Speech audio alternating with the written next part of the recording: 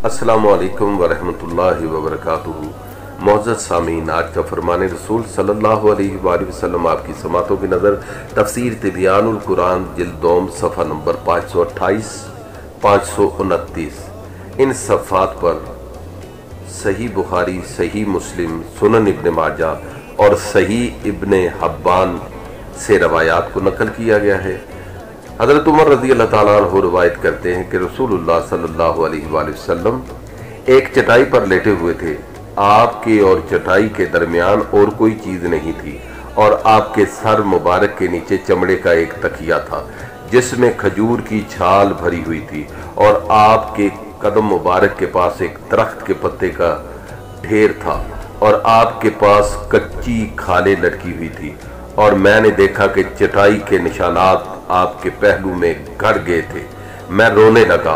आप सल्लल्लाहु अलैहि वसल्लम ने फरमाया, तुम किस वजह से रो रहे हो?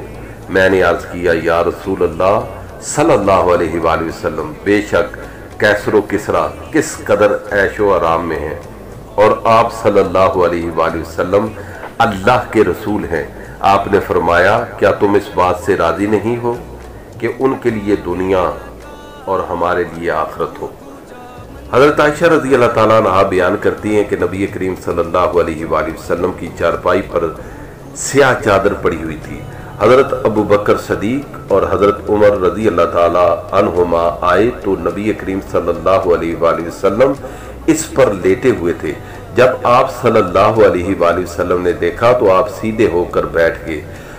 उन्होंने देखा कि चारपाई के निशानात आपके पहलू में नक्श हो गए हैं।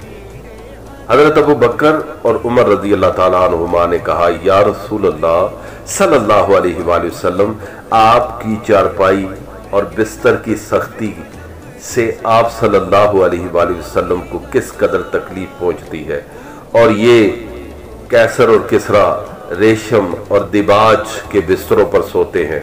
रसूलुल्लाह सल्लल्लाहु अलैहि वसल्लम ने फरमाया, ऐसा ना कहो, कैसरो किसरा के बिस्तर दोज़ख में हैं और मेरा ये बिस्तर और मेरी चारपाई का अंजाम जन्नत है। मौजूद सामीन, आपने फरमाने रसूल सल्लल्लाहु अलैहि वसल्लम समात फरमाया, इसमें लफ्ज़ दिबाज इस्तेमाल हुआ। इसका माना है रेशम के कपड़े से बना हुआ चोगा या रेशम के कपड़े से बनी हुई चादर, और इसमें लफ्ज़ इस्तेमाल हुआ किसरा।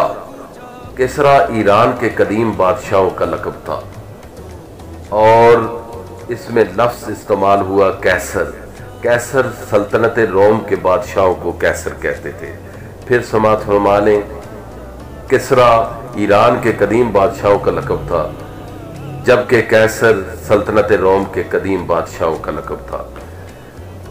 हमें हर लम्हा नबी करीम सल्लल्लाहु अलैहि वसल्लम की प्यारी ज़िंदगी के मुताबिक उनकी अतात में ज़िंदगी गुजारनी चाहिए और जिस अंदाज से फ़ख्र मौजूदात, सरवरे कायनात, ताजदार मदीना, ख़त्मुल मर्तबत हज़रत मोहम्मद मुस्तफ़ा सल्लल्लाहु अलैहि वसल्लम ने सादा ज़िंदगी बसर की, हमें हद्दुल विसा कोशिश करनी चाहिए कि हम अपनी ज़िंदगी को सादगी में रखें और जिन लोगों को हम तबंगर देखते हैं, जिन लोगों को हम बड़ी गाड़ियों में देखते हैं, उनसे इतना इम्प्रेस ना हो।